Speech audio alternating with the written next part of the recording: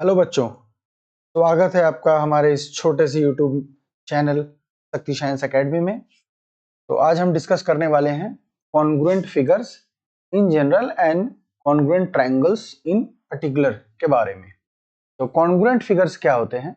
तो congruent figures basically होते हैं any two objects having same size and shape, वो कॉन्ग्रुएंट कहलाते हैं। तो इसका मतलब क्या हुआ कि कोई भी दो ऑब्जेक्ट जो एग्जैक्टली सेम साइज और सेम शेप का होगा वो कॉन्ग्रुएंट होगा।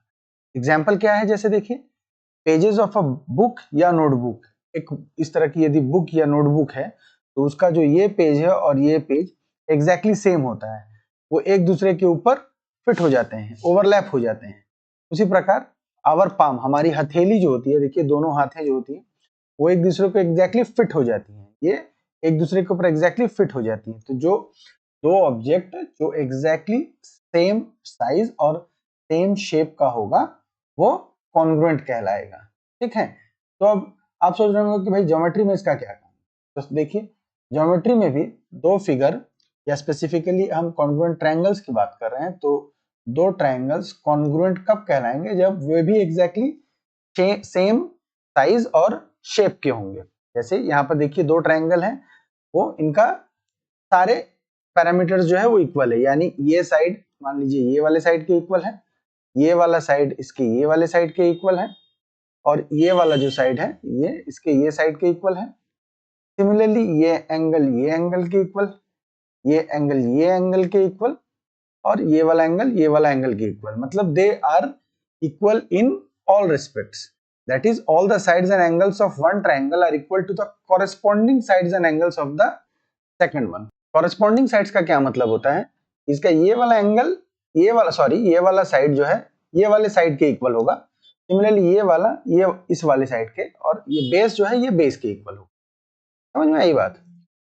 अब ये जो सेम साइज और शेप है ये डिफरेंट ओरिएंटेशंस में भी हो सकता है। जैसे कि मान लीजिए ये जो ट्रायंगल है इसको हम यदि इन्वर्ट करें तो ये कुछ इस ओरिएंटेशन में दिखेगा, बट इसका साइज जो है ये सेम है। कहने का मतलब है कि ये वाला जो इसका बेस है वो इसके बराबर है, ये वाला साइड इसके बराबर है, और ये वाला इसके बराबर है। वो रिफ्लेक्टेड भी हो सकते हैं, मतलब मिरर इमेज भी हो सकते हैं एक दूसरे के, ये एक दूसरे के मिरर इमेज है, तो ये भी सेम साइज और सेम शेप के हैं। बट ये देखिए इधर आप ध्यान दीजिए, ये वाला क्या ये वाला ट्रायंगल और ये ट्रायंगल क्या एक शेप का या साइज का दिखता है? नहीं दिख रहा है। तो ये जो है ये कॉन्ग्रुएंट नहीं है। वेयरएज ये और ये दो ट्रायंगल्स जो है, पेयर ऑफ दो ट्रायंगल्स जो है ये कॉन्ग्रुएंट है। चलिए, अब क्या ट्रायंगल, कोई दो ट्रायंगल कॉन्ग्रुएंट है कि नहीं ये देखने के लिए क्या हमें हर बार उनके सारे साइड्स और सारे एंगल्स को चेक करने की जरूरत है? Fortunately no. कुछ कंडीशंस हैं जिससे कि हम ये बता सकते हैं कि दो ट्रायंगल्स कॉन्ग्रुएंट हैं कि नहीं। जैसे पहला है SSS, या S जो है स्टैंड्स फॉर साइड, दूसरा है साइड SAS यानी साइड एंगल साइड, तीसरा है AAS एंगल साइड, और चौथा RHS यानी राइट एंगल हाइपोटेन्यूज साइड। चलिए एक एक को डिटेल्स में देखते हैं। पहला है SSS यानी साइड साइड साइड। यदि एक all the sides of three sides of one triangle are equal to the corresponding three sides of another triangle, तो हम कह सकते हैं कि ये दो ट्रायंगल कॉन्ग्रुएंट होंगे। ये है कॉन्ग्रुएंट का सिंबल। यदि एक ट्रायंगल का तीनों साइड इस ट्रायंगल के तीनों साइड के बराबर है, कहने का मतलब ये ट्रायंगल का जो तीनों साइड इस ट्रायंगल के आपस में इक्वल नहीं होंगे। इन ट्रायंगल का ये एक साइड ये इसके बराबर, ये साइड इसके बराबर, और ये साइड इसके बराबर, तो ये दो ट्रायंगल जो है ये कॉन्ग्रुएंट होंगे। इसके तीनों साइड्स इस ट्रायंगल के तीनों साइड्स के यदि बराबर होंगे तो हमें फिर एंगल चेक करने की जरूरत नहीं है, हम कह सकते हैं कि ये ट्रायंगल हमारा इस ट्रायंगल के कॉन्ग्रुएंट है। चलिए अगला कंडीशन देखिए। अगला कंडीशन है साइड एंगल साइड। यहाँ देखिए एंगल जो है वो दो साइड के बीच में है, तो ये चीज को हमें ध्यान रखने की जरूरत है। इस केस में क्या होता है कि यदि कोई दो साइड, जैसे कि ये 4 सेंटीमीटर, ये 4 सेंटीमीटर, यहाँ 6 सेंटीमीटर, यहाँ 6 सेंटीमीटर, ये दो साइड एक दो साइड के इक्वल है और उनके बीच का एंगल यदि इक्वल हो तो भी ये दो ट्रायंगल जो है वो कॉन्ग्रुएंट हो जाएंगे।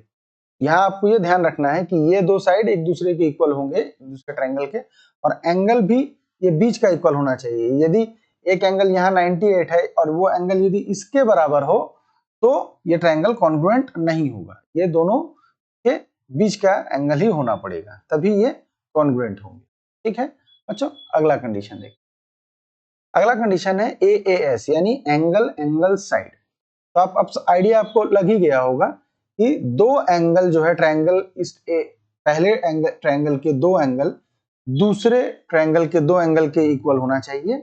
बट जो साइड है, तीसरा जो एक साइड वाला है, वो फर्स्ट ट्रायंगल के जिस रेस्पेक्ट में, फर्स्ट ट्रायंगल के जिस ओरिएंटेशन में है, सेकंड ट्रायंगल में भी उसी ओरिएंटेशन में होना चाहिए। जैसे देखिए ये जो 3 सेंटीमीटर वाला साइड है, ये हमारा 100 डिग्री वाले के ऑपोजिट में है, तो यहाँ भी ये 100 डिग्री के ऑपोजिट में होना चाहिए, तभी ये एक दूसरे के कॉन्ग्रुएंट कहलाएगा।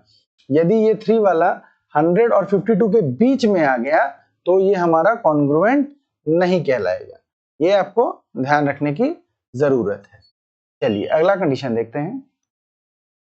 अगला कंडीशन है RHS यानी राइट एंगल हाइपोटेन्यूज साइड। ये वैलिड है एक्चुअली राइट एंगल ट्रायंगल्स के लिए।